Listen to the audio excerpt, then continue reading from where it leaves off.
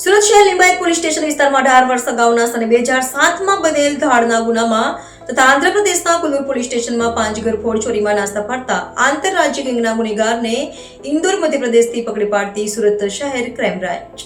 સુરત શહેરના જુદા જુદા પોલીસ સ્ટેશનમાં ભૂતકાળમાં બનેલ હત્યા, લૂંટ, ધાડ જેવા ગંભીર ગુનાઓમાં નાસ્તા ફરતા આરોપીઓને શોધી કાઢવા માટે પોલીસ કમિશનર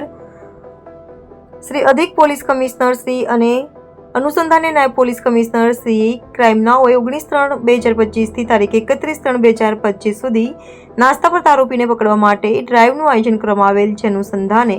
ક્રાઇમ બ્રાન્ચના પોલીસ ઇન્સ્પેક્ટર શ્રીની સૂચના મુજબ ઘરફોડ ચોરીના પોલીસ ઇન્સ્પેક્ટર શ્રી ટીમના માણસો સાથે વર્કઆઉટમાં હતા. તે દરમિયાન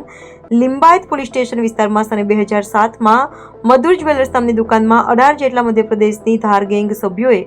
એક સેમ્પ થઈ ધાડ પાડેલ હતી અને ફરિયાદી તથા તેના ભાગીદારને માર મારી જ્વેલર્સમાં લૂંટ કરી ભાગી ગયેલ હોય છે અંગેની ફરિયાદ દાખલ લિંબાયત પોલીસ સ્ટેશનમાં થયેલ છે. ગુનામાં 17 વર્ષથી નાસ્તો ફરતો આરોપી ધર્મેન્દ્ર કાંતિલાલ સોની, ઉંમર વર્ષ 50, રહેવાસી ઘર નંબર 3, વાયરોકી ઘાટી, જગદીશ ચોક, સિટી પેલેસ, ઉદયપુર, રાજસ્થાન, મૂળ વતન પારાગામ, તાલુકો પારા, થાના પારા, જિલ્લો જામવા, મધ્યપ્રદેશને ક્રાઇમ બ્રાન્ચની ટીમ દ્વારા ટેકનિકલ સર્વેલન્સ અને હ્યુમન ઇન્ટેલિજન્સની હકીકતના આધારે ઇન્દોર મધ્યપ્રદેશ ખાતેથી પકડી પાડવામાં આવેલ છે.